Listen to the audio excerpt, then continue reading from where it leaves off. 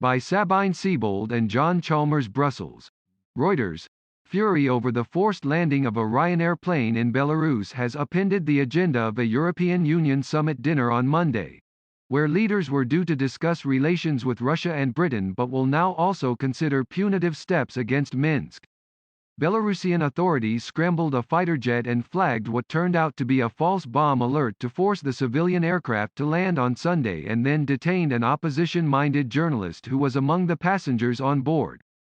The diversion of a plane owned by an EU company that was flying between two EU capitals was an inadmissible step, the bloc's foreign policy chief said, and it would be raised at the summit. The EU will consider the consequences of this action, including taking measures against those responsible, Josep Borrell said in a statement on Monday.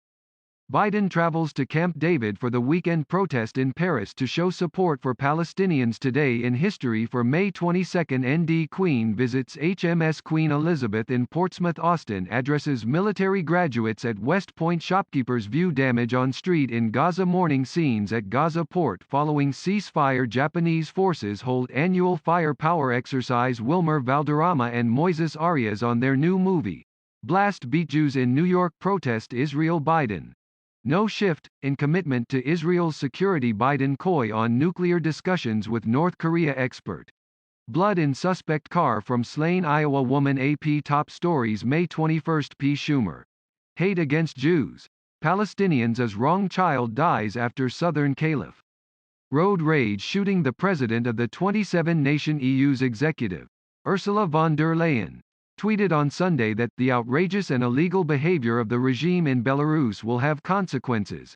The EU has already imposed 3 rounds of sanctions on Belarus in response to last year's contested presidential election there, and even before the Ryanair incident had been working on a 4th round targeting senior officials. Additional sanctions could now include suspending overflights of all EU airlines over Belarus, banning Belarusian airline Belavia from landing at EU airports, or suspending all transit, including ground transit, from Belarus to the EU, according to an official for the bloc. Borrell also said that an international investigation into the aircraft incident must be carried out to ascertain any breach of international aviation rules. Outrage over the Belarus incident will likely spill over into the discussion the leaders were due to have on Monday about where to take their relationship with Moscow, which has long stood behind Belarusian leader Alexander Lukashenko.